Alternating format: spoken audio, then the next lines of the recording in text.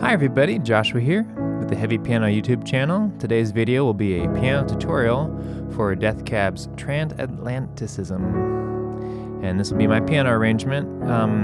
I believe at this point there's just the acoustic version, but I will get a MIDI synthesia version up on the channel as well for everybody, so you can kind of see what notes I'm playing. But I hope this video is helpful. I kind of go over chords and melody, and then I'll talk a little bit about my improvisation and what I was thinking of and some of the rhythms. With the point of this video is hopefully to encourage you to kind of, if this is a song you like and you want to learn on the piano, kind of take the structure and try to give you the foundation, and then you can make your own version. So let's get right into it. Right at the top we have a 4-chord pattern, and the second time through we add a 5th chord. I'll talk about that. So we have an A major chord. These are kind of the voicings I'll use. There's a C sharp minor chord, D major, F sharp minor. That's the first time through. The second time through, and this is kind of what the verse does too, so you have A major again, C sharp minor, D major, F sharp minor, and then when we go into the verse we use the E chord as like a transition, if that makes sense. So what I'm doing there at the very top, I'm not just playing the chords, right? If you listen to the recording, there's like there's a pulse of like a rhythm, like almost like a drum set with lots of reverb or some kind of effect that's adding a little bit of a pulse. And so when I created my version, I think I just add a little bit of rhythm in here.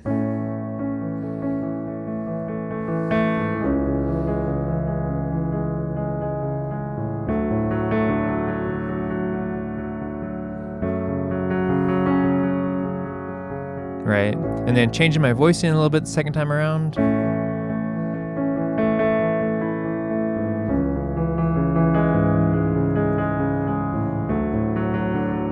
It's like a repeated note on different parts of the triad, and different parts of the chord. And then I'm ready for melody, and then it's going to be the same chord progression. So just like the verse where this progression didn't use the E, we're going to just use the A, C sharp minor, D, F sharp minor.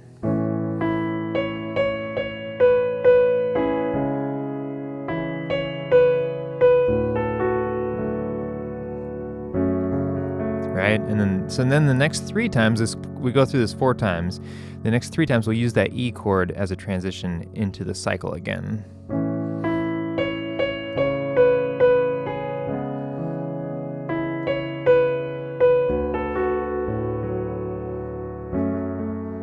Here's our E.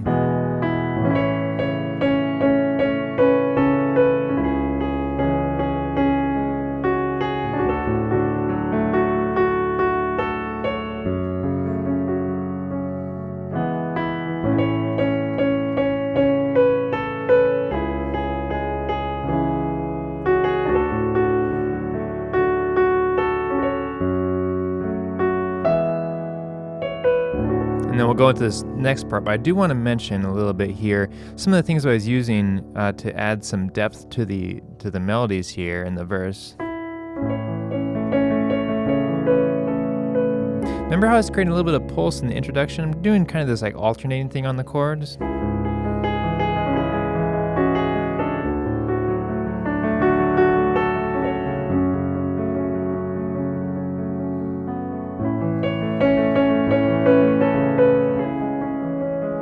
Right, so I'm doing some of that alternating the rhythm in the chords. Another thing I like to do, let's see here, I'll go back to the A. So I'm keeping a top note and I'm moving a note down, so it's like, especially on the C sharp minor, I really liked the effect that had.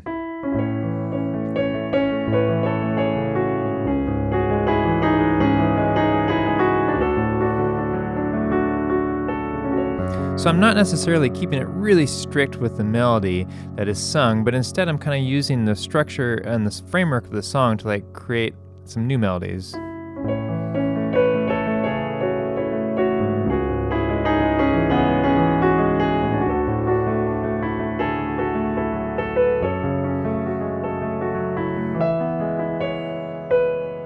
Okay, let's pretend like we came out of the verse. And so now I have this 4 times through this progression. It's going to be D major, A major, F sharp minor, E, and it's going to have that little riff as well. So now I'm doing kind of like just some basic pulses on the chords.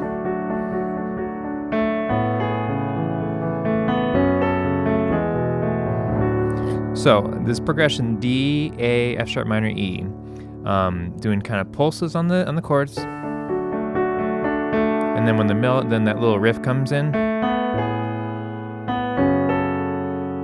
using my thumb to fill in the third there. So this chord progression goes through 4 times. Let me play through it. You can kind of see what I'm doing. Let's see here.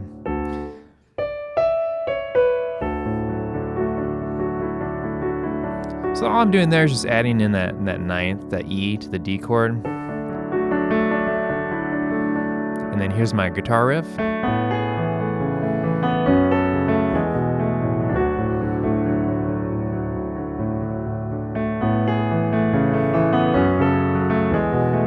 So kind of thinking about where my movement is going. Bum, ba-dum, bum, ba-dum, bum, bum. A little more movement, then we're landing on the D again. And then we have this chance to like build up. So it's almost like you're like going forward, roll back, go forward, roll back as far as the energy. This is just the way I kind of interpreted it.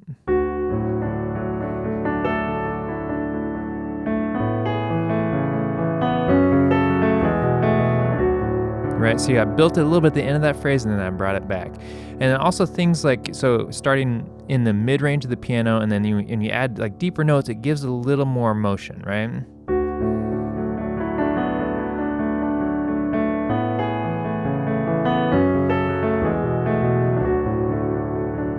Repeating the statement.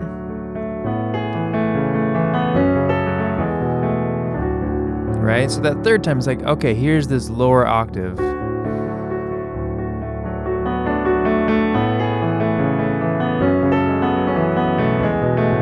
And stepping outside of the really strict like 4 beats per measure kind of idea, and I gave a little bit of pull to the chord and where the progression was going.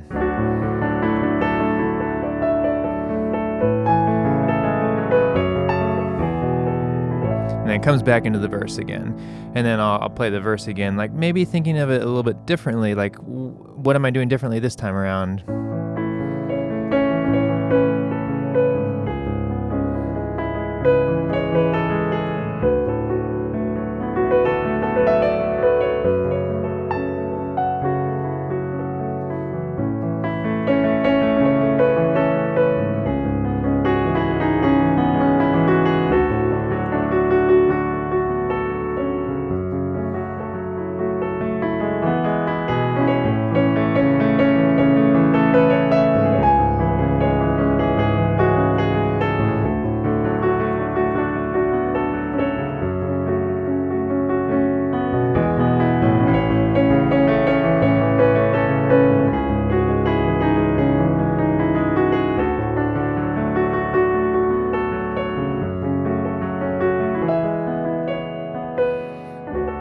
Then we have our riff again.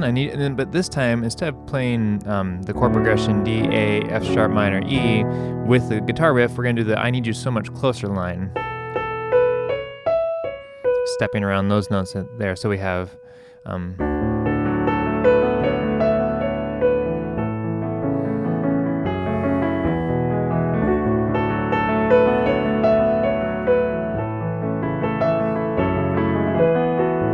So I'm doing these like this little interlude with the piano, but I am kind of thinking in the back of my mind, okay, so here's my melody, and then the way I treat the next part, you know, I play a little bit differently. I pull back a little bit. I try to like make it less of the singing melody, more of just like an interlude melody. I don't know if that makes sense or not. But we do 4 times through this D, A major, F sharp minor, E major, D major, I should say, E major.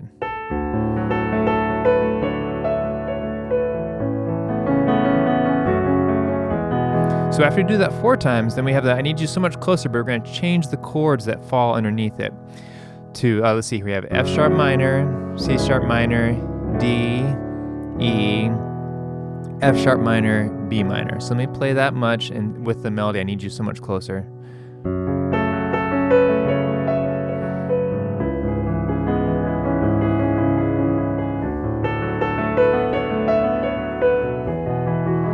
So notice too, another thing I'm doing, so let's go back to the beginning of this little phrase with F sharp minor chord where you've changed the chords underneath the melody.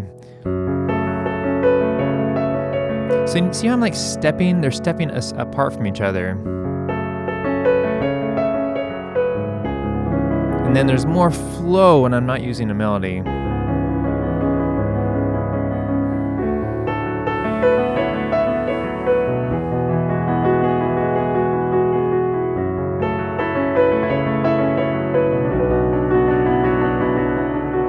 So coming out of that little chord progression, then we have this multiple times. I think I wrote 14 times on my little lead sheet. It might actually be 15 times, but it's a D, A, F sharp, E. And we've seen this before, right? So we're going back to that original I Need You So Much Closer progression.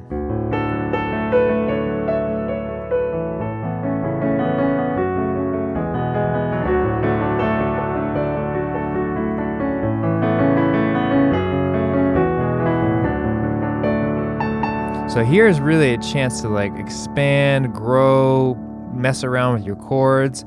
I did note, at least in mine, that there's that guitar lick.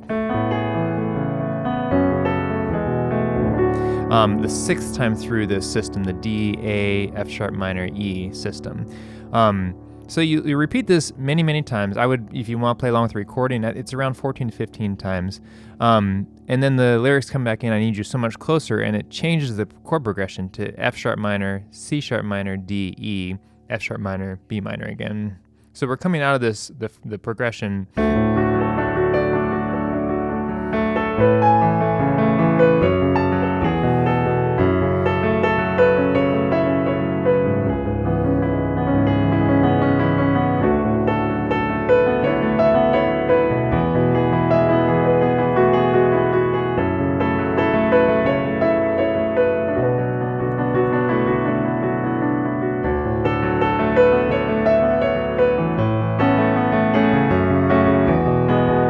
So then we have the progression. We've seen this again before, the D, A, F sharp minor, E progression.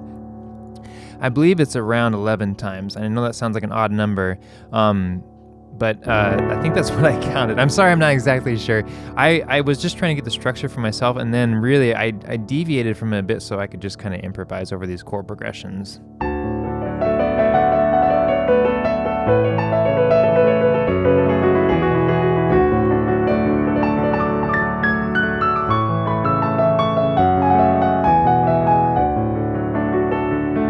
So let's see here, then the riff will come back in.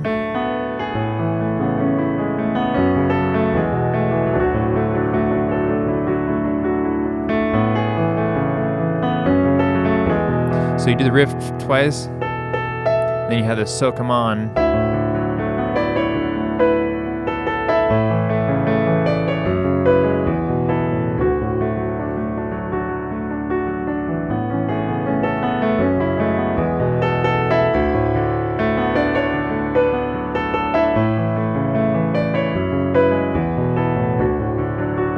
And really, you'll play that So Come On thing. It's 4 times through if you're following the recording, and then you'll end on D, right? So that is a very, a very condensed overview of kind of like what I'm basing my version on. But then out of that, I'm taking these moments where there are, where Death Cab like really builds and grows and like takes their time developing musical ideas. And for me, for me, it's like the D, A, F sharp minor, E progressions that are repeated over and over again. And then I'm picking points to where I can like start small and grow and build, things naturally like moving up in the octaves, adding more octaves in the bass, like growing. So using this as like a home bass and then expanding out.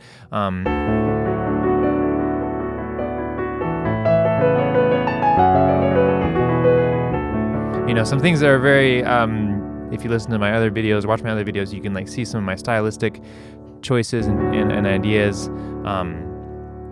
And again, those are kind of like based on like what the song feels like to me as well.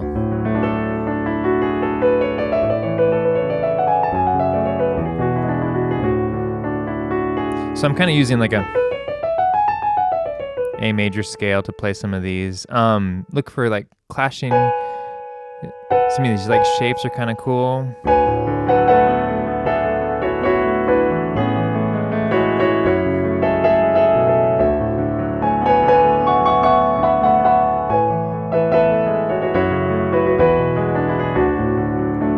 if you use that D in that transition, just be aware you're going to get that 7th kind of sound. I don't know if I necessarily wanted that. I just happened to play it while I was explaining it here. So yeah, I know it's easier said than done. I know I'm like, here's what you do, and then it's like those drawings. It's like how to draw a horse. It's like you draw a line, then a circle, and then like the next step is like the fully drawn horse. And I hope it's not coming across that way. I hope more that I'm showing you the chords here. You can kind of like watch my hands, maybe pause the video, check out some of these progressions and voicings I'm using. But really, when I have a song like this, you start with the basic triads, right, of this progression. And then from that, okay, let's try adding a 9th to each chord, right?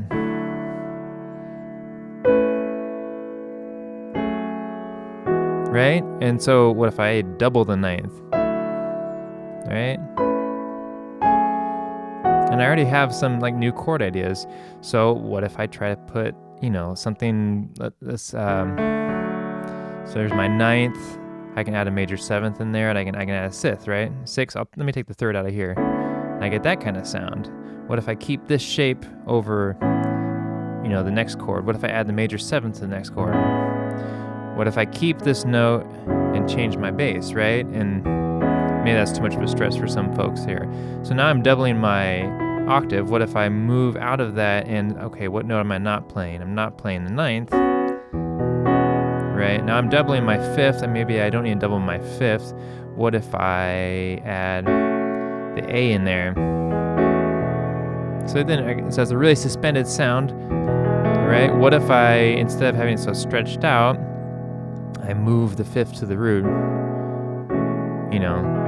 What if I get that kind of sound? Or what if I move, take the 3rd up to, up to there? And so I can like take these simple triads, add a little bit of modification, and move notes around. And whenever I'm doubling notes, see if I can choose something, because when you double note, it's like, it's emphasizing it again, right? Here's this chord, here's this chord. It has a different feeling, a different tone, a different emphasis. So, are you doubling the notes that don't necessarily need to be emphasized for the ear? There's this idea that doubling like the 9th is kind of a nice sound. There's like doubling the root and the 6th. It's gonna sound different on your piano at home or on your keyboard. But some of these ideas you can use. Again, easier said than done. But this is for you to practice and try out different things. And hopefully, like kind of watching my hands. If there's a sound you really like, you can pause.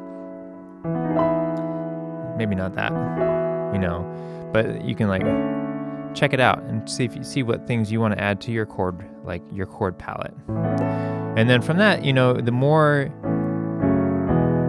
more like things you have to build from, the more complicated or the more interesting, the more intricate, or however you want to make your arrangement, you can make it more individualized that way. So, roundabout way to say that if you have any questions or comments, leave them below. I'll try to get back to you.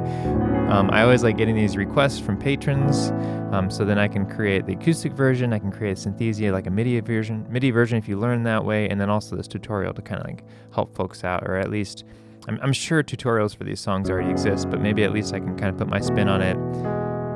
And I hope you find this helpful. A big thanks to my patrons on Patreon for supporting the channel and for making requests that kind of push me as a musician to try new things I may not have thought of. And thank you to everybody who comments and watches and shares these videos. I will catch you next time.